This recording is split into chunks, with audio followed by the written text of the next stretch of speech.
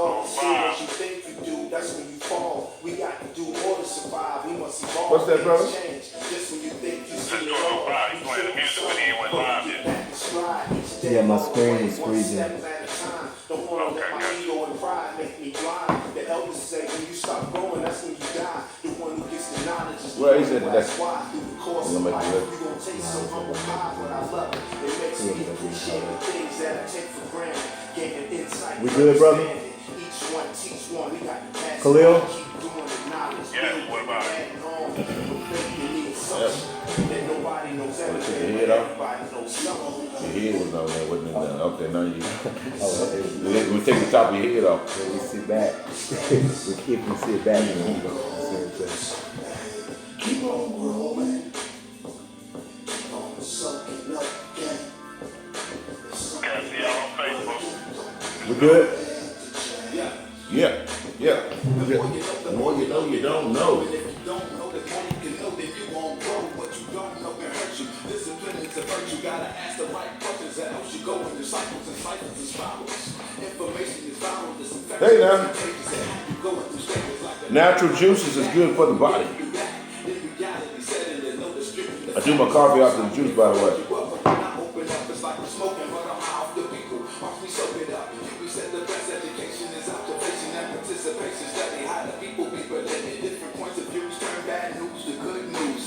Give a chance.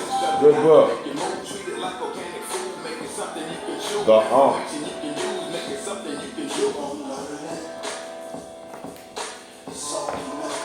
Old memories, Maya Angelou. Yeah, 716, we got it. Going back in time. Getting older, y'all. Grainy. Why is it kind of grainy? I don't know. Peace, love, and life, fam. Welcome to Brother with Aman Rashidi. I am Pearly Gates, the quintessential Renaissance man, and to my left is yours truly, Mr. Aman Rashidi, aka Papa Ra. Today, Deuces. we're going to be talking about Comandante Castro. Emoji bow to that brother. Peace be upon him, upon his spirit and his legacy that he left. So, Castro, Donald Trump, and the alt-right. We're going to get into all of those issues today. Papa Ra, I have a wealth of information here. I have a wealth of information here.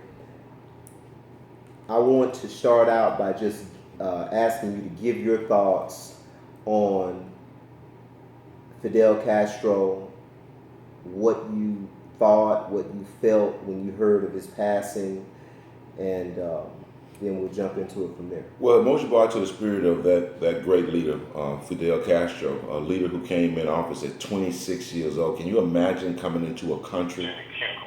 Can you just imagine? I'm going to ask that question again. I hear something in the background right there. Brother Clear. Yeah, well, what I was saying to you all is, can you imagine at 26 years old becoming the president of a country? Think about that for a minute.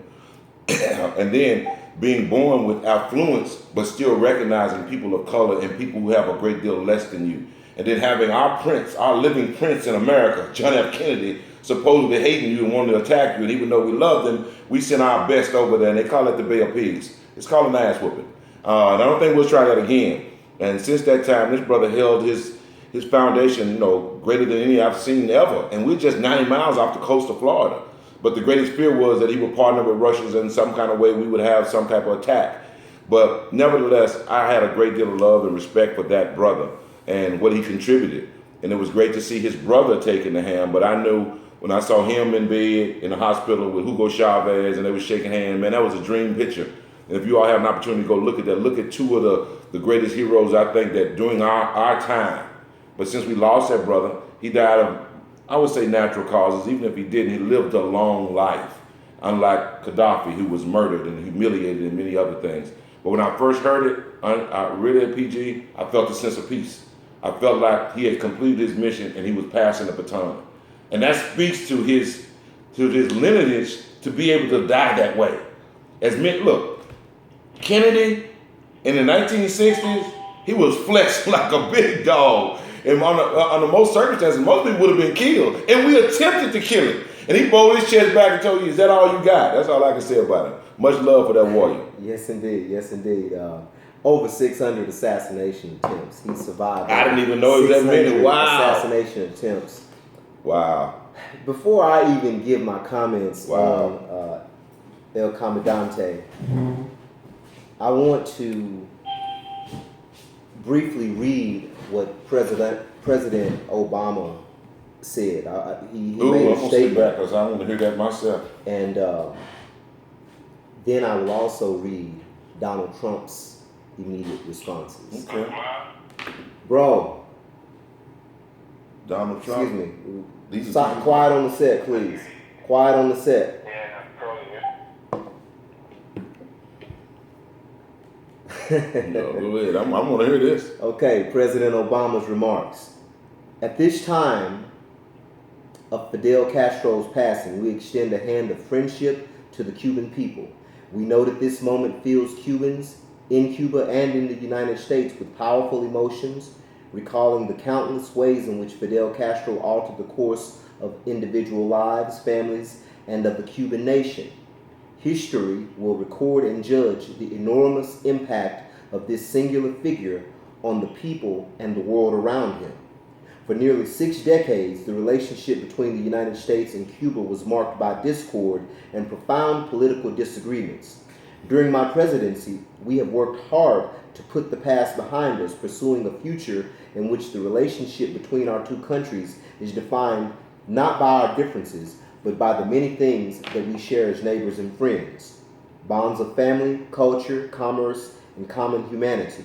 This engagement includes the contributions of Cuban Americans who have done so much for our country and who care deeply about their loved ones in Cuba. Today we offer condolences to Fidel Castro's family, and our thoughts and prayers are with the Cuban people. In the days ahead, they will recall the past and also look to the future, as do the Cuban people. As they do, the Cuban people must know that they have a friend and partner in the United States of America. Maybe they can't hear you on the show.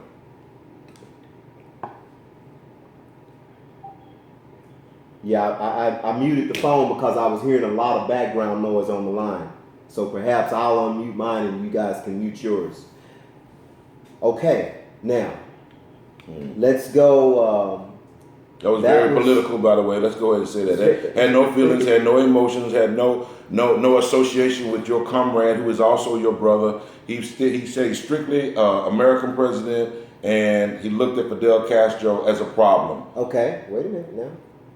You are absolutely correct. You said that was strictly political. Mm-hmm. You said American president. Right. Now, listen to what the president-elect had to say. Ooh. His first tweet said, Fidel Castro is dead. Then he followed up that tweet saying, a brutal dictator who oppressed his own people for nearly 6 decades. The hope of one day soon seeing a free Cuba. And then he said, Fidel Castro's legacy is one of firing squads, theft, unimaginable suffering, poverty, and the denial of fundamental human rights. Okay. Okay, let's ask the question then. Did Fidel Castro enslave his people for 400 years? No. Did they have taxation without representation? No. Was he openly raping people that you could actually buy? No. Did he have Jim Crow laws? No. Did he assassinate children and put them in jail at 12 and 13 like we did for 250 years? No. Cruel dictator, huh? All right, Cruel just curious. dictator. You know, and this is why it is so important. Wow. This is why it's so important. It's vitally important that we have our own platforms, that we have our own media, because if you let mainstream media tell it, this was a ruthless dictator who was a mass murderer. Now, what people do not know, a lot of people don't know, is that Batista, the dictator before Castro, he actually seized power during during a coup.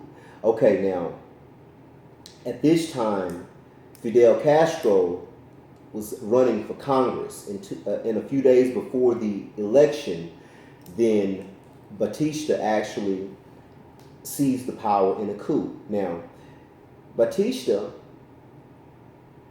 he's never mentioned as a ruthless dictator, but he was backed by the United States. This is who the United States supplied tanks, weapons, and ammunition to fight Fidel Castro, the revolutionary, and the revolutionaries that he assembled. So Batista actually killed more than 20,000 people. He killed more than 20,000 people on the record. But he's not a brutal dictator. Essentially what it boils down to is that the United States wanted to use Cuba as their little colonial playground. A launching pad. It was a great launching pad to sit all your missiles on and shoot up at the whole world from somewhere off American soil. And you thought that the Russians were going to do the same to you. Right. If you remember the Cuban Missile Crisis, where Russia was actually had their missiles sitting over there. So. Cuban Missile Crisis, by the way, which essentially Che Guevara, the doctor, who was probably the most notorious revolutionary, one of the most notorious revolutionaries in history. That's right, yeah, that's him, and I thought I texted him and told him I won't be able to answer the phone, but nonetheless, Che Guevara had a meeting with one of the United States, one of our dignitaries. Thank you. And during that meeting, what was discussed was, listen, first of all, the atrocities, the alleged atrocities involved all of the companies that Cuba had kicked out, that Fidel Castro had kicked out. There were American companies that had interest, that had bought real estate, and there were oil companies that were inside of Cuba. And Fidel Castro booted them out, and he wanted to nationalize his oil and his resources for the benefit of the Cuban people. Now, up to that point, essentially, when I say that they wanted to use Cuba as a colonial playground, the mafia had deep roots in Cuba. They had casinos and whorehouses, and prostitution was rampant. Pedophilia was rampant.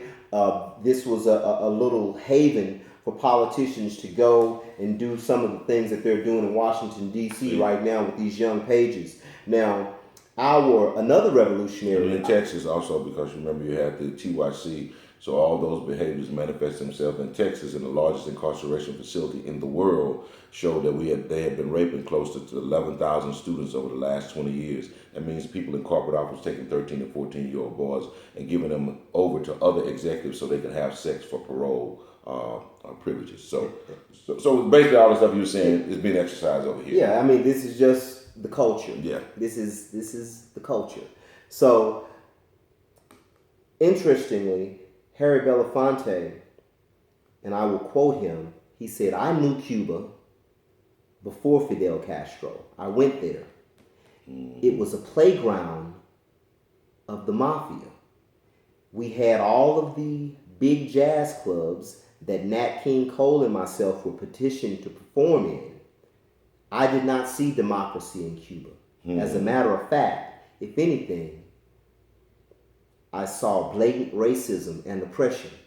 Now, this is from one of our old school warriors, Harry Belafonte, and he has credibility with us, and we have no reason to doubt his word. So, all of this angst and all of this anger and negative sentiment that's coming from the West toward Cuba is because Cuba wouldn't let America bend her over. That's really what it boils down She to. wouldn't have that. She wasn't Wanted a having marriage. exactly. He fought against that. He fought against colonial oppression. I believe that's going to stay. Oh, it just dog like that. Yeah, I believe it stays. But he fought against colonial oppression, and he was smart enough to go and get an ally in the Soviet Union, and that is what actually kept America at bay. It is. And when you say now look at this, Cuba went and got the Soviet Union. At that time, it was I believe it was Nikita Khrushchev who was the leader of the Soviet Union. Cuba went and got with him. Now notice how cozy Donald Trump and Vladimir Putin are right now. So essentially, the Russians are the cousins of the American. You just looking at a European cousin. They ain't hurt each other. That's fam. So they were mad because Fidel Castro, and I don't want to go on record and say this because, especially quoting Minister Farrakhan, but I remember one day he did a speech and he was talking about Fidel Castro, and he was mentioning two types of Cubans. And if I'm not mistaken, there is some Fidel Castro is of African descent. Oh, without question. You can look at that in that parent. Exactly.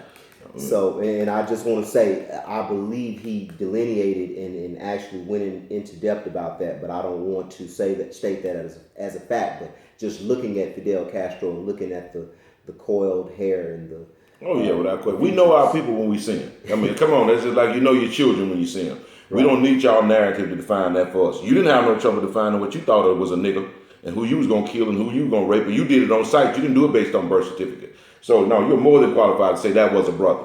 And I appreciate what he did for other people that we knew and he recognized as a brother, because no matter what country you go to, whether it's Japan, whether it's China, all the indigenous people of Australia are black people. No matter where you go on the planet, including Europe. And that was no different in Cuba. So the indigenous dark-skinned people was catching hell. And I appreciate Castro for at least standing up, because if they were saying racism, they were practicing racism and classism. And guess what? The darkest people on the planet always caught the most hell. You know what? And another little nugget that I found was that in October 1984, in interviews with senior CIA and U.S. State Department officials, it was revealed that in July of 1957, despite the U.S. ties to Batista, the U.S. covertly funded Castro's revolutionaries. Wow. Kind of like Saddam Hussein, right? Yeah. So you financing both sides of the war. That's why he tried to bail pigs. I mean, you wanted to kill the man, but look, it did not work, and he died of the closest thing to natural causes that you know. How old was he? He was 90 years old, so he died in victory. He did not die in defeat, and let that be stated. He died in victory. 90 years old. That's right. You've really exceeded the life expectancy. And speaking of life expectancies, the Cuban life expectancy is the same as the American life expectancy. However, healthcare in Cuba is $814 per year, opposed to upwards of $9,000 a year in America. Right. And Cuba has a 100% literacy rate. Okay? Not so in America. We actually were 17th and 19th amongst industrialized nations in math and science, and we have dipped to the low 20s. I believe we're now 26 and 28. So if somebody has that statistic, go ahead and put it on the screen. But I know that we're in the low 20s now. So when you're talking about literacy, when you're talking about education, when you're talking about all of these things that we beat our chest around the globe, and even before I say that, you notice I said we. Truth is not hate. And being pro-black, being pro-African is not anti-American. So for all of you who want to take things and twist things. In fact, we both served in the American military, which is more than most people can say. A lot of these guys who are out here riding around with the alt-right have never done a day's military or government service in their lives. So, including Donald Trump, who was old enough to have served. Including Donald J. Trump, the one. George W. Bush the Jr. these chief warmongers. Bill Clinton, who went to Canada, he had a date. That's why he couldn't make it. But I want to add something to that. When you start talking about evil dictators, I think about people like Stalin. I think about people like Hitler, who killed more Europeans than the law allowed. I mean, and the same as I mentioned in reference to Minister Farrakhan, who was not able to go into the UK, but their German brothers and sisters who were right next door to them, who just almost toppled London and almost toppled the whole UK. They can come back and forth all the time. It's who writes the narrative. And we should study Fidel Castro, because anytime a leader can resist the tyranny of what we try to impose from America on other people, and then still stay alive after 600 death attempts. I didn't know that. I knew we made a massive one with the Bay of Pigs, and we failed miserably. And this man continued to move forward and progress in a way that he thought was what was best for his country. And I think we should study that, brother. Find out what was it that he used. How did he maintain a level of sovereignty at that level with that many people coming after him? So, once again, to him, emoji bar to his spirit. And I know a lot of people who came up to me when I was in Miami and talked about how much you hated Castro. But your hate for Castro is based off normally what other people have said about a different narrative, and about the pedophilia, about homosexuality, and many other issues that he had a problem with. And he didn't have a problem with everybody in the country, but he had specific issues. Just like America seems to have a problem with black people if you're killing one every 28 hours. Well, I mean, it would be the same thing if the residents of Highland Park, a very affluent community in Dallas, Texas, the residents of and Preston Hollow, which is where Richard Spencer, the alt-right guy. Oh, the guy that working with Trump now? We gonna get to him. Where's President Bush? He over there off of Preston as well, in the house over there? Yeah, Preston Hollow. So the people. So imagine someone coming to power in the city who had the actual power to redistribute the wealth, and this wealth was now being redistributed, and it was going into the hands of people in South Dallas and Oak Cliff, the impoverished communities. So, and then if there was resistance from the people in Highland Park and Preston Hollow, then the powers that be basically kicked them out of the city. That's essentially what you got with the Cuba situation. You got a lot of rich and affluent people who were playing ball with America, who were playing ball with the mafia, and keeping up all of this, basically participating in all of this debauchery, the gambling, the prostitution, the pedophilia, all of these things that come with a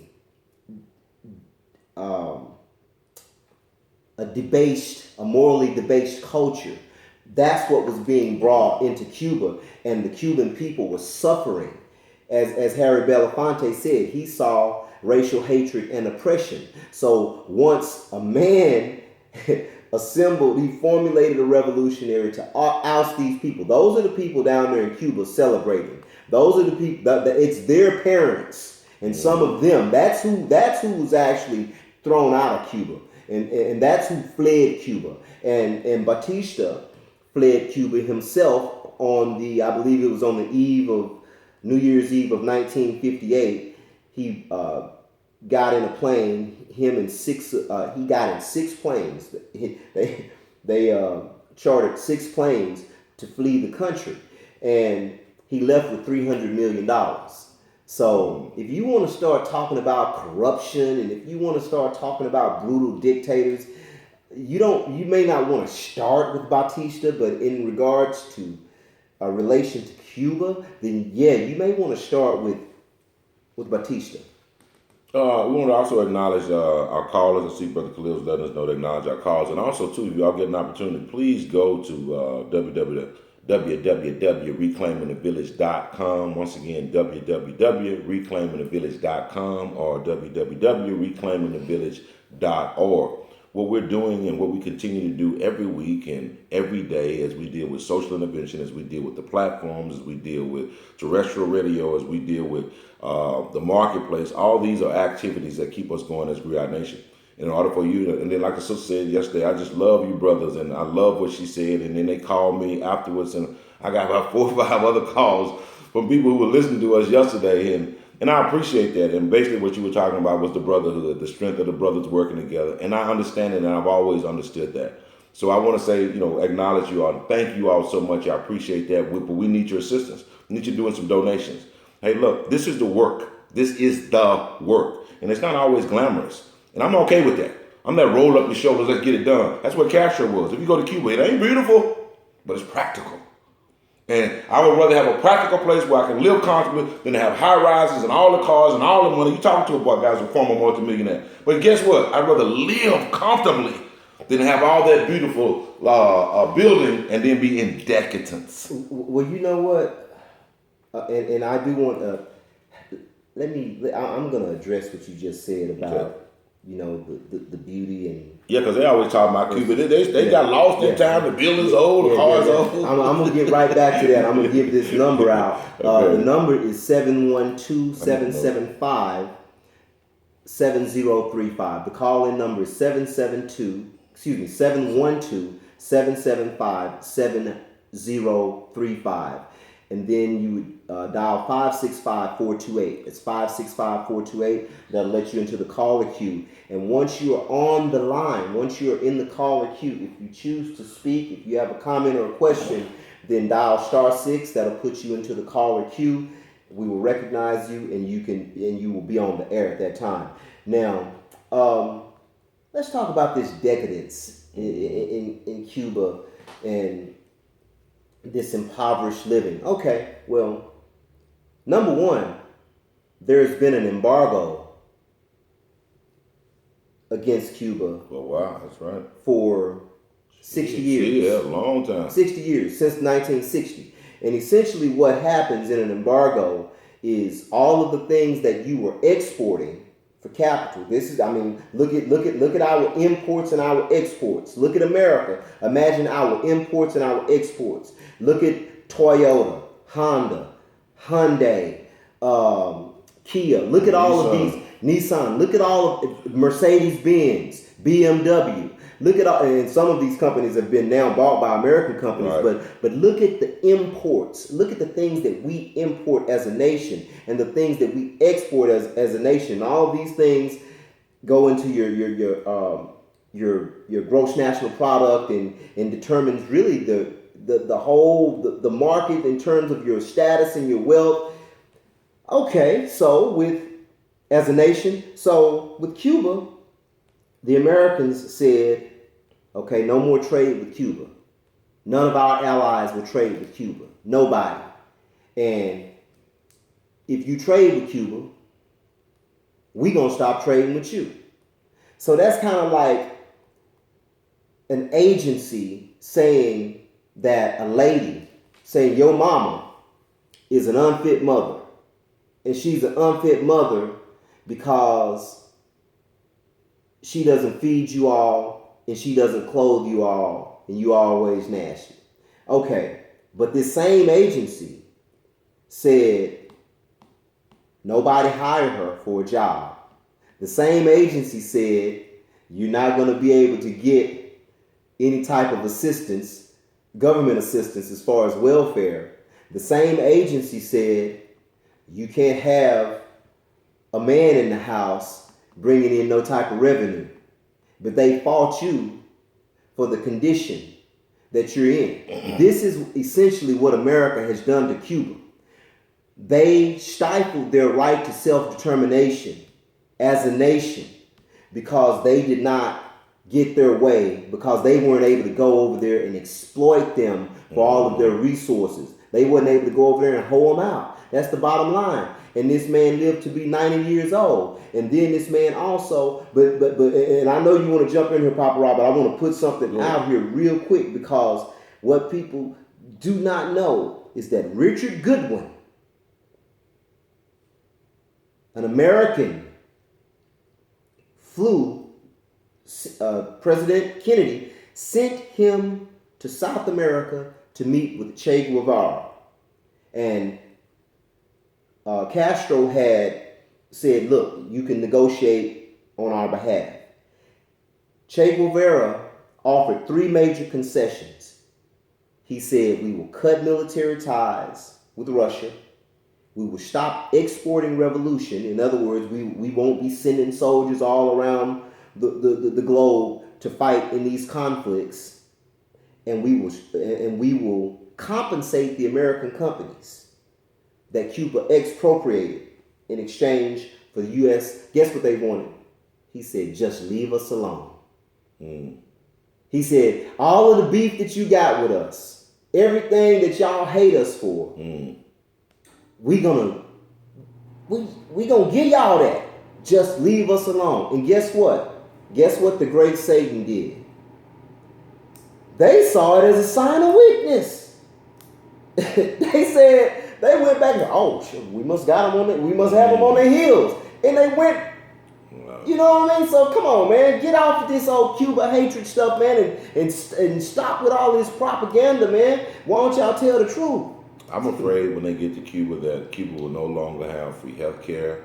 I believe that the pedophilia, the prostitution, the playground, the exodus of all these satanic idiots who's going to go over there. See, the United States has always had a spot like that. They had a spot like that really in Arkansas and Hot Springs while the mafia came down. Yes, sir. So when they couldn't come to Cuba, Hot Springs became the little Cuba because Hot Springs, Arkansas is full of water, it's full of mountains. Dixie Mafia. There's so many things that can go on down there because that's where I'm from. Believe me, I've seen it all. And I can go to movie theaters in the area when I go to Hot Springs and show you this was a certain area for, what's his name, Scarface, Capone, and all of them. They got their names written up, signatures on certain chairs they kept there. So that's what that was, and I'm afraid that that's what they will be again. I started this in with Dennis Rodman over and several other people, Beyonce and Jay-Z. It's been a hustle. It's been a game the whole time.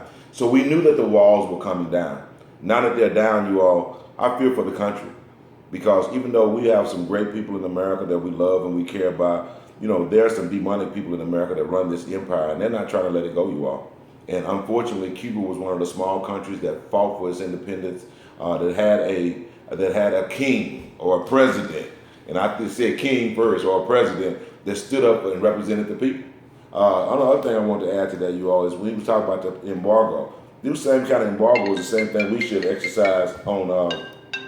We should exercise the same thing when it comes to this up with Jesus, down with Santa. And it should become a way of life. Let's just say, look, okay, we through with y'all. We should just, some of us who will, everybody's not gonna do that. I know where our people are. Our people are at church, they're at the beauty shops, they're in the malls. I know where we are, and I love our people. And I'm saying to you, hey, we need to just start to take a chill pill, find some black business that we can economically support as often as we can, and let's fade to black. Boy, that was a perfect segue into our Black to Business Minute. Okay. Hey, the Black to Business Minute is sponsored by Averon Graphics and Printing.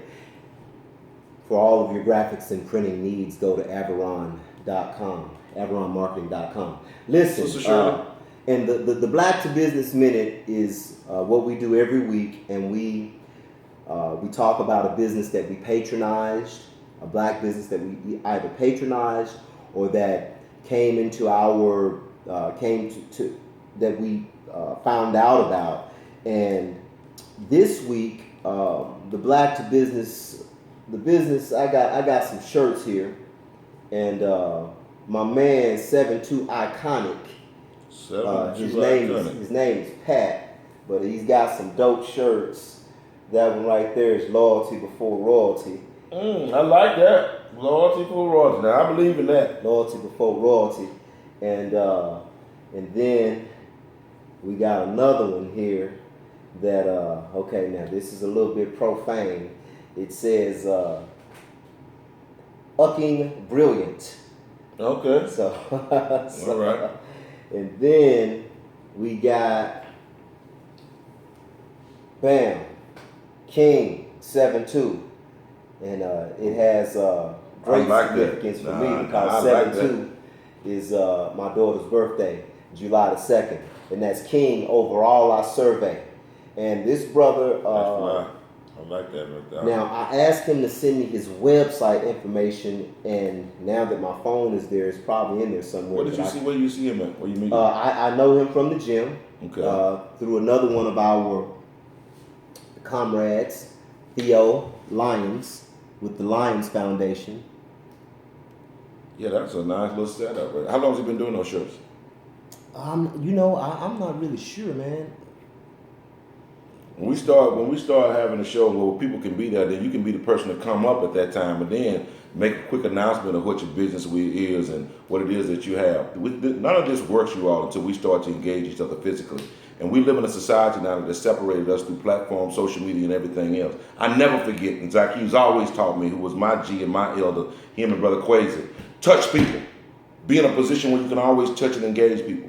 I've always been that guy. If I could talk to you on the phone, that's one thing. You could tell me no on the phone. But if I got you face to face and you gave me a little time, I'm going to win. We're going to come to some type of compromise collectively together. And I just want to say thank you all you who are listening, all them calls that came in yesterday. I want y'all to come check us out on Brother to Brother. I want you to start checking us out on Sundays as well, because it looks like a lot of folks are coming our way. Appreciate you, Chris. Last week, the Black Friday, was it last week? Was it? Last week, I think Black Friday was the last. Yeah. Then we holler at you. And some of the things that was mentioned, got a lot of people to come our way. Let's keep going that. Let's keep doing that. And beyond that, man, I just want to say how much I feel great today. First of all, I had this juice. My girl been making me juice every morning. I do drink coffee, but man, this is like an energy drink. I kid you not. I ain't got no time to play no games. I ain't hyper. I just feel good. My eyes are brighter. So I just been testing something to help me out. And I've decided to let stress go. That's my decision. So I'm saying to you all, that may be a reason why Fidel Castro lived 90 years, 600 people tried, 600 attempts on your life, all kind of changes. That's a long time to live. Normally, just stress and duress alone will take you out. Before that's a hell of a legacy. And before we move on, I would be remiss if I did not announce and promote. And listen, if you're in the Dallas area, y'all get it, either one of us, for tickets. Yeah. Money Mom. My son. Amin Rashidi II. Two. This boy is a beast.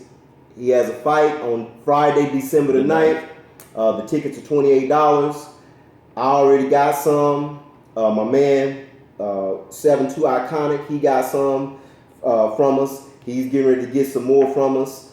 And a lot of people interested in this fight. The young man is undefeated. And the last fight, man, he looked great. I mean, knocked him out second round. 10-0. Brother was supposed to whoop my son with no problem, but he didn't. It looks like we're finna redevelop this team. We met my son and I the other night. Had a very long conversation.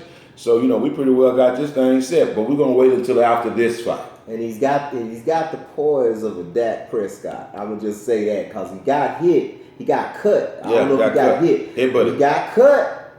He got cut badly. Yeah, they didn't even go to his corner. That pissed me off. They checked the other guy. they didn't even go to his corner. He's got blood streaming down the side of his eye. And, he stayed focused, went out there and dropped that dude immediately. And, yes, Amin Rashidi II, Money Man, the brother is fighting Friday, December the 9th at 7 p.m. at the Bomb Factory. It was a spectacular event. It was spectacular, especially if you are here in the Dallas area.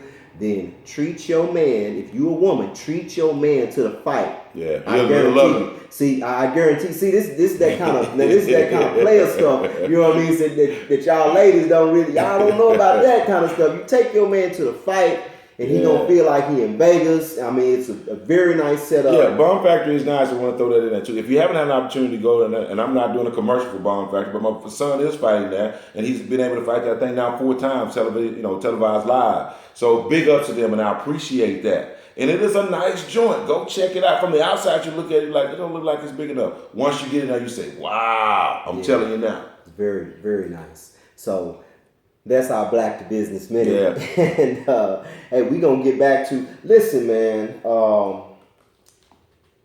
Okay.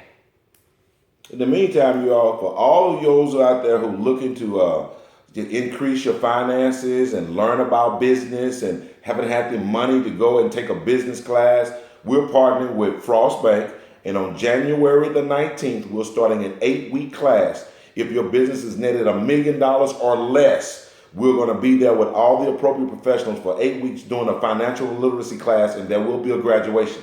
And there will be benefits for folks who complete this class. Everything that you need to know in reference to business, your projections, your portfolio, everything from the basics to at least the moderate level, you will learn. And if you need more, you can learn it after the 8 weeks. But definitely, I want you all to know we are doing big things with Griot Nation, with the Winners Assembly, Redeemed Christian Church. We are partnering. And what I've learned, you all, in partnering, a lot of times we have different ideology. A lot of times we have different perspective, but we have the same mission. We have to work through things to make them happen. Whether you are Delta, or whether you are AKA, whether you are Q, or whether you are Kappa, or whether you know what I'm saying, whatever you may be, even though you may be different fraternal orders or different groups, you're still from the same family. And I want us all to remember that. Black people, we're moving forward with life, love, and liberation. We need to be happy, being responsible, and guess what? Taking care of our little shorties. We need to take care of our shorties. Someone's asking me about the class. I need that class, and so do my clients. Call me. That's Tamara Boyd. What's up, Tamara? Tamara's out of Fort Worth. Strong sister, been an organizer for a long time. And anybody she's worked with normally progress and go forward. Tamara, love you, baby girl. Good to see you again via social media. I would love to see you in person. And once again, I'll get you all information on the classes. All right, y'all. For sure. Black to business. Yeah, and we're going to go to a commercial real quick, and we'll be back with Brother to Brother with Amon Rashidi.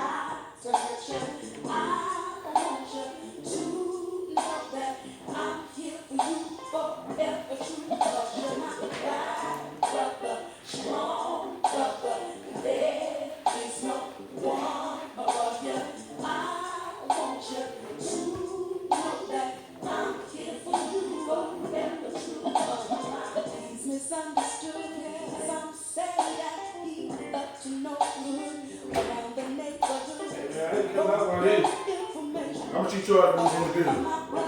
You got all that space and nothing. Good.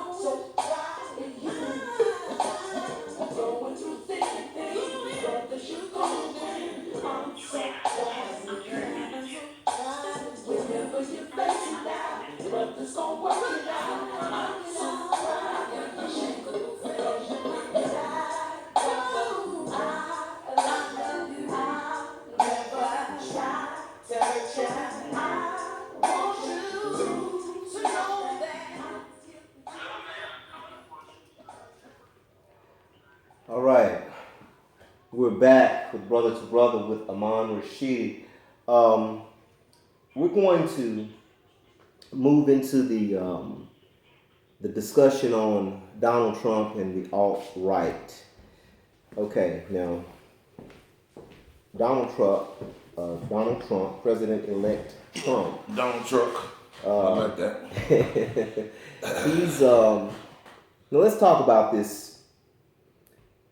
How Trump came to power. Thank you all. In the media. We're not talking about him being a mogul. We're not talking about his real estate and The Apprentice show. We're talking about how he came to power and began to be a serious consideration for the White House. The gentleman that he hired as his chief strategist, Stephen Bannon. Stephen Bannon he's not the founder, but he is the president. He holds a high position. He's the chief guy in Breitbart News. And Breitbart News, along with several other right-wing news outlets, from Michael Savage to Rush Limbaugh to Alex Jones, and I will say between Breitbart and Alex Jones, because a lot of what Alex Jones does, he grabs it off of the line or the wire, and he follows Breitbart's lead. Now, the alt-right. So the alt-right it was started by a guy, Richard Spencer, and Spencer is the president of a white supremacist think tank called the National Policy Institute. And Spencer says that kind of unique. I want to say this too, that when they name theirs, they don't use black, they don't use Nubia, they don't do anything to indicate who they are. We could learn from that. The National Policy Institute sounds very official. Sounds very official. Sounds very governmental. Yeah, and balanced. and balanced. So Spencer, who I had mentioned, is from Preston Hollow, right around the corner. Literally. He coined the term alt-right, and it's rocketed into prominence with Trump's election. Now, Bannon, Trump's senior advisor and strategist, he was the executive chairman of Breitbart. That's what his position was. But he is credited with giving the alt-right and Spencer a much wider platform to spread its message. In fact, Bannon has called Breitbart the platform for the alt-right. So by now you're familiar, most of you are probably familiar with the speech that Spencer gave in Washington, D.C., where the Heil Hitler salutes went up, and he talked about how whites were leaders and they were builders, and essentially said they didn't need any of the other races. And I went to the website and I read some of the articles there and looked at some of the videos there, and it's essentially, it's self-preservation. Now I'm gonna tell you the truth. I'm not mad at Spencer. I'm not mad. I'm not mad at Spencer. I'm not mad at Trump. I'm not mad at Bannon. I'm not mad at any of these guys. I'm probably more disappointed with us in that we have not done the same thing that they're doing. See, but I'll tell you this, some of us have. We just ain't put it on the air. So yes, yeah. And when I say us, I'm saying what their movement is mainstream. Right. They can afford to do that. They're not worried about the resistance. Yeah, their movement is mainstream. Because you got the federal government, you got all the laws, everything on your side. All of these people are in cahoots, So it's like, whoa, man, look, we need to back up off this thing. We really need to back up off of this whole hope for a utopia, a united America. We need to back up off that. It's not really. It's essentially it's not important, and we're not the aggressor. Right. We're not a hateful people. And never been the aggressor. Never. Nowhere in history. We just want to love our own. And we want to love everybody, but starting with our own, and that's the point. We want to love everybody, but starting with our own. We want to develop an independent and sovereign nation. To be honest with you, I mean that's where it's at right now because Trump recently appointed a couple of more people to his cabinet. I got a call from Emmanuel Did from they already Ace this put, morning. put your boy on there, the Carson? Is Carson over Hood? Did they put him in? I know Carson Bob won the Wilson. job. Bob Wilson was considered, so that means that Bob Wilson may get the job. They searching hard for a Negro. They already did. They put Bob Wilson up. Okay. Yeah, and I know Bob Wilson personally. See, they searching hard for Negroes to put in this in his cabinet, but look at the type of Negroes they want to put in there. Now, Carson was a consideration. I believe they wanted him to be the Surgeon General at one time, or over Black, educated, successful, born in Chicago to a poor family, became the greatest neurosurgeon supposedly ever to walk the planet. Separated Siamese twins at the brain. Beautiful hands, another Imhotep, but he sound ignorant because he represents the interests of some other people other than his own, and he think he knows the community, but you've been too far removed from it, brother. And I love you, but you have. And in reference to Bob Woodson, as I said, I know he was a consideration. I've been before Congress on 4 occasions, met Newt Gingrich, the whole kit and caboodle. And there's a good chance that Bob Woodson may get the job. Knowing Bob, he would probably fit the job pretty well. It would give us access to someone that we know. But I think these are things, PG, that we will have to do on our own. You can't fight and beg at the same time and still be expected to be respected as a man in your own right mind. You just can't. So we have to continue to move forward. And I would, PG, say this. I have no problem with people with self-preservation. The only issue is when we exercise self-preservation, we are defending and protecting ourselves. When whites exercise self-preservation, that means you want to try to kill somebody black or somebody who don't look like you. And generally when you do it, you get justified because the 12 jurors that look like you generally side with you. That's a reality. So all I'm saying to us, close ranks, let's take care of our family. Pretty simple. You ain't got to beat nobody up. I ain't asked you to boycott nothing. I said up with Santa. Up with Jesus, down with Santa. This year, let's buy black. See, when you don't support us, you indirectly boycotting anyway. We have always boycotted black business over the turn of the century. That's a great point. You understand what I'm saying? That's a great point. If you're not buying black, you're essentially boycotting black business. Yeah, so we got an embargo against us. Can we stop? Can we just work on that embargo? I'm glad you brought that word out. I forgot embargo existed. Can we stop that? Just wanted to throw that out there, man. Yeah, man. This Spencer guy, man, they ran from his ass like raid. Like because they ran from him. There's a resort up in Montana. It's the Whitefish Ski Resort. And Whitefish Ski Resort. Whitefish Ski Resort. They were like, look, man, we ain't with that. We about love and inclusion and harmony. That guy is probably, we haven't seen him in a few days. They do not, and they're saying that we don't agree with his views. We don't align ourselves with his views. Even the Trump campaign came out and repudiated him to some extent and said that, hey, look, we don't stand for that. I heard, I was listening to Alex Jones' show the other day, and I that's basically, really kind of a way of doing intel on the enemy, because these guys, they are full of know, and vitriol, and they try to mask it. They bring, and I don't know. Well, let me ask people this. We talk, based on what? What African nation has come and attacked you, raped, lynched, beat, and murdered your children? Who came and stole your gold? Who came and ramshacked all your history? What did we do that you have this fear, false evidence appearing real, where you can exercise murder and mayhem on us? See, that's a psychological issue. You always want to study black people. Let's study some more folks and find out what's up with these folks, you all. Well, it boils down, and we can't get around it. And this is what the family needs to know. We're not going to be able to get around genetic annihilation. That's what they fear. That's what Richard is fearful of, genetic annihilation. I ran a couple of Caucasians out of the bar. Yeah, I do drink and eat. I ran a few Caucasians out of the bar last night.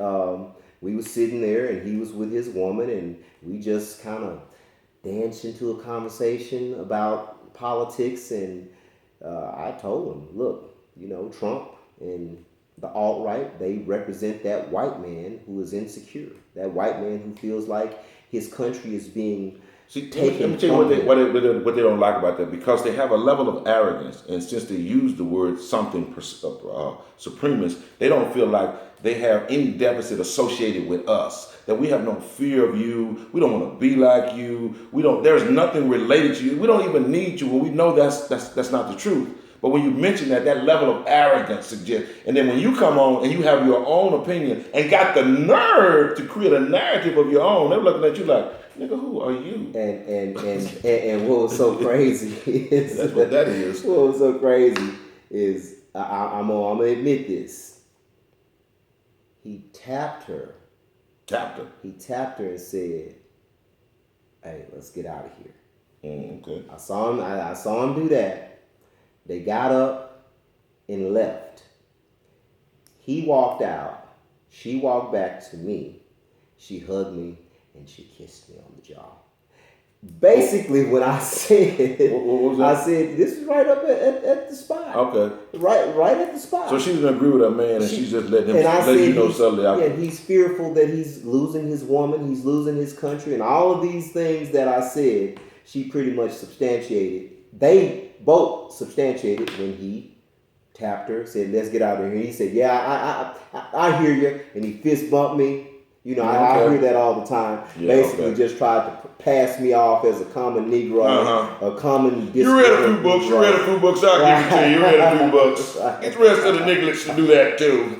We'll be all right. So, but I want to say this about that is we run into these dialogues all the time where we have a conversation with someone who is Anglo. And in that dialogue, we tend to learn a lot from each other. They tend to learn more from us. Because if you are white and you're going to school, how many books have you read about black people? When have you ever tried to learn anything about us? But we've had to read about you all of our lives, and we've had to watch you all of our lives. And we were impacted and owned by you most of our lives. So now that we are free and exercising resistance, that rebellion frightens you. I think that's what frightens you more than anything else. And then when you watch black athletes on television with that dominance and you think they dominate your woman. Now you created a white middle class by putting a white female with that black athlete. I know what you did. So, but here's what Dr. One of my brothers, and I won't mention his name, but what he did, Dr. Smalls, he mentioned in one of his last workshops and I was there, that within the next 150 years, it don't matter what black folks do to you or not. You're not going to be around here. The birth rate coming as it is right now. So I say to black people, just go and prepare to do what you got to do. This is why if you look at the video that comes on with the alt-right, it really shows like just white culture, and it's talking about really preserving their legacy. I understand, but you're not going to preserve your legacy at our expense. Those days are over. You're not going to be able to do that anymore. You're not just going to be able to kill masses of black people and get away. Yeah, you're not. You're a different type of black man has arrived, and this is in our children. And if y'all can't get, and I'm just, because this is where y'all leading to. Y'all always talking about guns, and y'all always talking about violence. You really and ask you the question: who you want protection against? Because the vast majority of black people kill black people. The vast majority of white people kill white people. The vast majority of Hispanics kill Hispanics. All groups die within the confinements of their own group. 77.4% of all white officers who've been killed are killed by white people. So all that fear of black people, you are lying. 77.5, I think it is. And like Che Guevara said, just leave us alone. You know what I mean? Just leave us alone. And then that's it for as we're concerned. We need to stop trying to run up in all that stuff all the time. I get it. You were raised in the neighborhood sometime. But look, sometimes people don't want you there. When you're sitting in a room, here's just a reality check. You're sitting in a room and you're the only black person in the room, and any discussion that you're having is relative to America but has no dynamics on your group. You're not invited. You're not supposed to be there. You're an imposter. You know what? And while you say that, another observation that I'm going to make, when I was like in the quote unquote workplace, I always noticed that every time I got a new job, this was before I got a business, but every time I got a new job, during orientation, you might have, 50 people. And when we went to that first break, all of the white people would gravitate over there toward the white. The Latino would huddle over there toward the Latino, and the blacks would huddle up toward the black. You know, That's natural. It's natural. That's So why is natural. America just forcing people to try to be together? You know, you're saying you want the great melting pot and democracy. There is no melting pot. This is a damn salad bowl. This is a cesspool. Shit. I ain't in the shit. It's a salad bowl to me. And if you go to Serengeti and you look in Africa on those plains, you're going to see zebras with zebras. You're going to go to the water. It's going to be hippopotamus with hippopotamus. It's going to be crocs with crocs. It doesn't mean that they'll intermingle in some capacity, but as a whole, they go with their own. And that's okay. Ain't nothing wrong with that.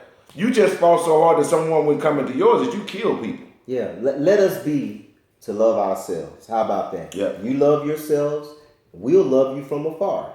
Let us be to love ourselves. Let us get ourselves together, man. Let us heal I ain't ourselves. asking you let. We going to. Yeah. From what slavery did to us. Right. That post-traumatic slave syndrome, from all of the abuse that we take, that we under this system of oppression. You know what I mean? Just right. Hey, man. And we dying at a very early age, because what happens is we die on the inside. Anytime you allow people to oppress you and do these things for you, do to you, so you can keep your job and your nice house, there's a God force that says to you, nigga, I will destroy you from the inside. You won't enjoy that car, that house, or that bank account. And I'm gonna tell you something, I won't be held hostage to that any damn more. I want my freedom totally.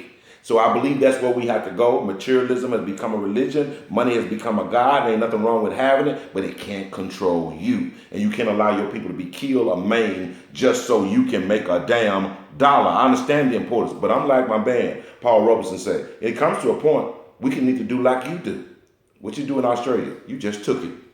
What you do in America with the indigenous people, you just took it. Keep fucking with us. Yeah. That's really what it is, man. We really want peace. We really want peace. We can't, but you know, the more we want peace, it seems like the more AKs and 50 cals and man, militia groups talking about coming after us. We ain't leaving our neighborhoods coming trying to get you. We're not doing this stuff, man. We're trying to live every day. Take care of our children, our families. Man, run our businesses. That's what we're all about. We have always been a peaceful people. That's why people were educated from the indigenous area that we call Africa. We organically traveled the whole world, so the indigenous people of anywhere you go on the planet is actually us. And then some of you all claim you hate us, and you in reality really are a part of us. But with that, I just want to say how much I love our people, and our goal with Brother to Brothers to empower you and build up a power base among brothers to show that we have love. And that was reflected yesterday when we were on the air together. So many people who called me back and talked about you brothers are uniquely different, but we love your energy, your effort, what you represent. I wish you all could be around all the time. Guess what? You about to see us around real soon. Hey, that's what it is. Fam, it's been real. Brother to Brother with Amon Rashidi. Catch us every Wednesday at 11 a.m. Central Standard Time.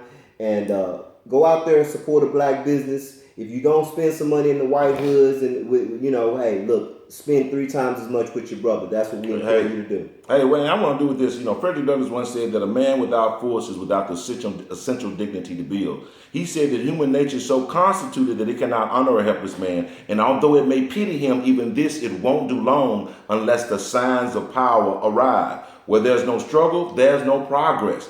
Power concedes nothing without a demand. It never did, and it never will. Men may not get all that they pay for in this world, but you will certainly pay for all that you get. And what does that mean? That powerful people don't teach powerless people how to take their power away. Love y'all, black folks. Have a blessed day. Peace out here.